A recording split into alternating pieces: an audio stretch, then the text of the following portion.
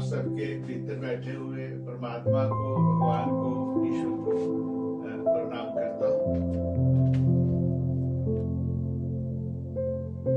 आप साधना में, ध्यान में बहुत रुचि ले रहे हैं, आपको आनंद भी आने लगा है। ये प्राइमरी स्टेज है।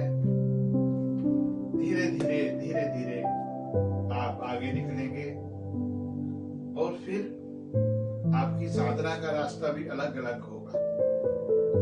सभी व्यक्तियों का के रास्ते अलग होते हैं, पहुंचना वही भगवान के चरणों में है। एक बात को ध्यान से लेना कि आपको भगवान ने, परमात्मा ने, ईश्वर ने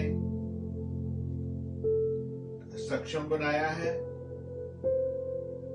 और आपके अंतर में उसने बहुत सी शक्तियां दी हैं। हम उन शक्तियों का उपयोग नहीं कर पाते। पहली बात समझ लें कि आप विशेष इंसान हो, स्पेशल हो भगवान की ओर से। प्रत्येक व्यक्ति स्पेशल है। सबको उसने कुछ ना कुछ गुण दिया है जो दूसरों से अलग है। आप देखें, किसान भी खेती करता है और साथ वाले खेत में कभी वो बात नहीं बनती जो उसके खेत में बन जाती है। आपको पूर्ण सुख भोगने का अधिकार है। मैं आपके साथ त्याग की बात नहीं करता। मैं आपको ये नहीं कहता कि सब कुछ छोड़ के माला लेके बैठ जाओ। मैं नहीं ये कहता कि मोह माया पाप है। अति में जाना पाप हो सकता है, उसके लिए फिर कभी बात करेंगे। हम छोड़ किसे सकते हैं? जो हमारे पास हो। अगर हमारे पास नहीं है तो हम छोड़ेंगे कैसे ना? आप खूब धन कमाओ और फिर दान पुण्य करो, फिर आप गरीबों के लिए करो, समाज के लिए करो, दूसरों के लिए करो, परिवार के लिए करो। आपको कोई रोक नहीं रहा। जैसे जो अभी महामारी फैली है, धन नहीं होता तो कहां से इतने बड़े बड़े इलाज होते, बड़ी बात होती। जो कुछ है उसको छोड़ा जा सकता है। बहुत से लोगों में ये भ्रम पैदा हो गया, वो मेहनत नहीं करना चाहते, स्ट्रगल नहीं करना चाहते,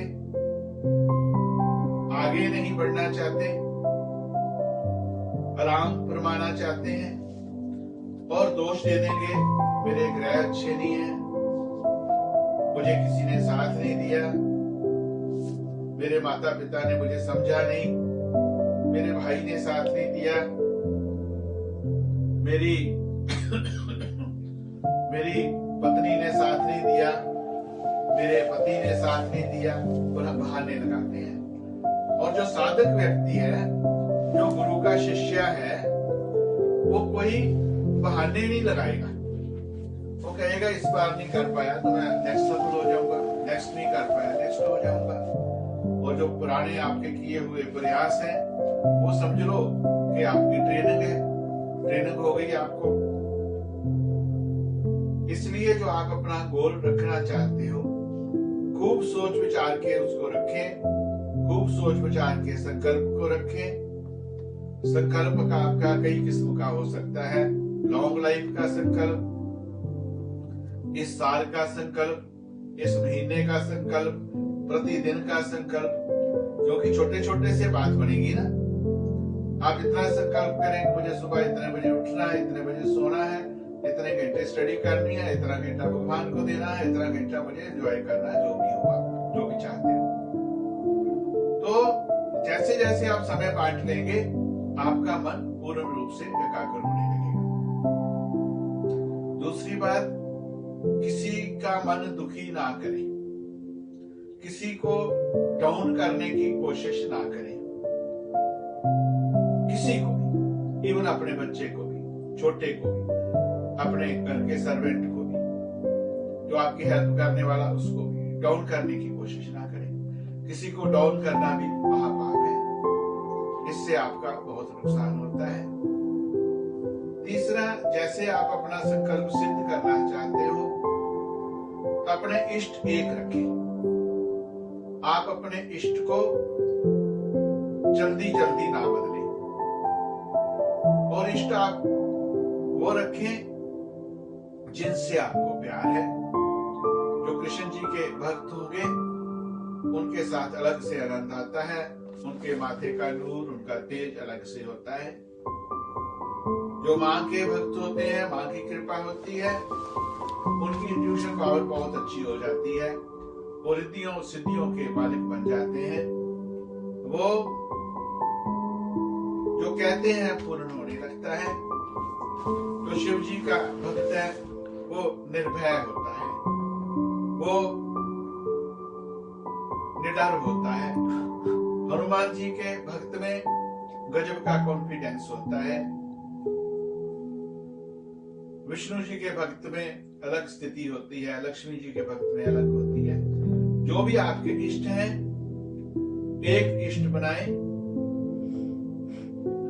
उसी के अनुरूप उनका लिटरेचर पढ़ें, उनके ग्रंथ पढ़ें, और जैसे जैसे आप साधना में शुरू हुए हो तैसे तैसे आगे बढ़ने के लिए, मैं जो बता रहा हूं, और आगे बढ़ने के लिए अपने श्री गुरु महाराज जी से परामर्श करें, अपने गुरु जी को जरूर पूछें, क्योंकि जो मैं आपको अपने बता रहा हूं महाराज जी से, वो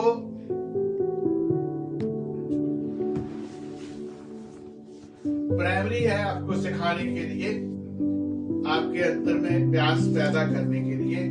प्यास बढ़ जाएगी तो पानी आप ढूंढोगे ही, कैसे भी ढूंढो। तो आपके साथ में अनंत का अनुभव हो, आप उस शक्तियों के प्रति जागरूक हो। ये हमारी संस्था का एम है। आपको जितना आसानी से भक्ति की जा सकती है, जितना आसान ढंग से परमात्मा के चरणों में जाया जा सकता है, बताता रहता हूं। एक बात बताऊं आपको कि सबसे आसान है प्रभु के चरणों में लगना, सबसे आसान है भगवान के चरणों में लगना। आपको क्या करना है? जब भी परमात्मा के चरणों में बैठो, आपको कुछ नहीं करना है, कुछ नहीं करना। मन को स्थिर कर दो, शरीर को स्थिर कर दो, बस उसके बारे में सोचना शुरू कर दो। आपको अनुभव भी होते हैं उसके, ऐसे अनुभव करते करते आगे निकलते जाना। सभी अनुभवों को साक्षी भाव से देखना, और आप निश्चित रूप से अपने इष्ट एक बनाओ। आप इस बात में थोड़े कंफ्यूज होते हो तो आप अपने गुरु जी के चरणों में, आप अपने गुरुदेव से पूछ सकते हो कि गुरु जी मैं अपने कौन से इष्ट रखूं। अभी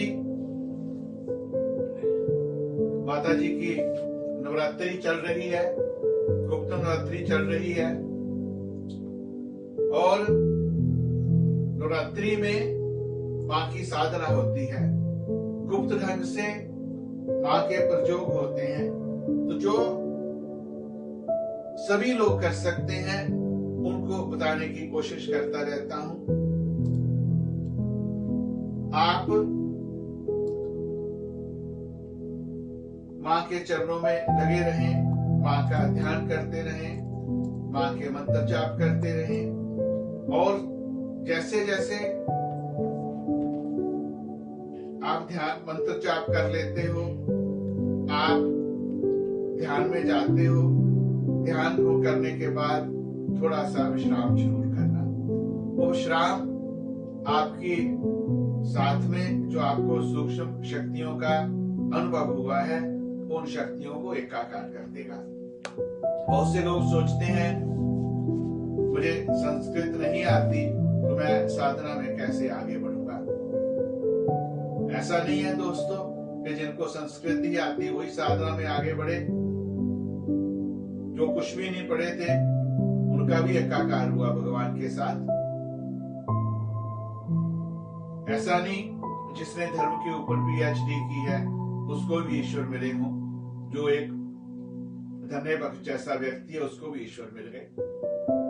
आप विश्वास के साथ, श्रद्धा के साथ लगे, और सबसे आसान काम है साधना करना, और डिसिप्लिन में रहना पड़ेगा। डिसिप्लिन को बनाए, और आपको कहीं पे भी मेरी जरूरत है, मैं आपके साथ हूं। मैं एक छोटा सा साधक हूं, एक विद्यार्थी हूं इस विद्या का, तो मैं अपने अनुभव आपके साथ जरूर शेयर करूंगा, करता भी हूं। और क्लीन रोज करना है आपने अपने आप को, क्योंकि नेक्स्ट वीक गुरु पूर्णिमा है संडे को। तो गुरु पूर्णिमा से पहले पहले आप अपने गुरु जी के साथ संपर्क जरूर करें। जैसे भी आपका संपर्क होता है उससे, जिस भी ढंग से होता है।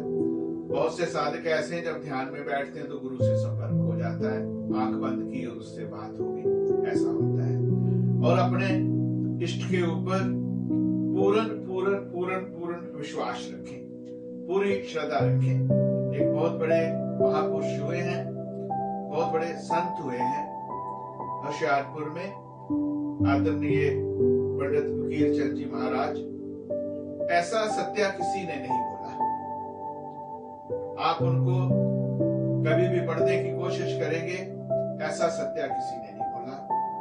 बहुत बड़े महापुरुष थे, और बहुत सी जो नुक्ते होते हैं, साधना के ढंग होते हैं, ध्यान के ढंग होते हैं, मैंने उनके चरणों में बैठ के भी सीखे। मेरे गुरुदेव जी का उनके साथ बहुत अच्छा रिश्ता था, मुझे भी कृपा करते रहे। उन्होंने एक जगह वो बार बार अपने सत्संग में कहते थे, बिना इष्ट सब भ्रष्ट। जब तक आपका इष्ट नहीं है सब भ्रष्ट है। आपका गुरु भी एक होना चाहिए, इष्ट भी एक होना चाहिए। और इष्ट तो रूठ जाएगा, गुरु नहीं रूठेगा। और गुरु रूठ गया तो मनाना भी बड़ा मुश्किल होगा। कहते हैं उससे रब को मनाना आसान है, रूठे यार को मनाना मुश्किल, रूठे हुए गुरु को मनाना बड़ा मुश्किल होता है। आप अपने गुरु के साथ प्यार करो, सच बोलो, प्यार करो। नहीं कर सकते नहीं करो, उससे बड़ी बड़ी बातें, अपना प्रेशर नहीं झाड़ना। जैसे एक बच्चा 8 साल का माँ के ऊपर प्रेशर झाड़ने लगे, बचपना बेवकूफ है, उसको पता उसकी माँ को तो उसका सब कुछ पता है, जो उसको नहीं पता वो भी पता है। और पूरी श्रद्धा के साथ, पूरे विश्वास के साथ, पूरे इत्मीनान से गुरु के चरणों में लगना। गुरु आपको कहीं का कहीं ले जाएंगे, ये मैं अपना अनुभव कहता हूँ। गुरु जैसा दुनिया में कुछ भी नहीं है, पर गुरु सक्षम हो, पावरफुल हो, जानता हो। और जल्दबाजी में किसी को गुरु ना बनाए जिन्होंने नहीं बनाया, सोच समझ के बनाए। जब बना लिया फिर उसके चरणों से सिर नहीं उठाना। जैसे एक बहुत अच्छे शायर हुए हैं, उन्होंने बड़ा अच्छा लिखा, अगर तू मुझ पे यकीन करता है तो फिर मेरे बारे में क्यों इतनी छानबीन करता है।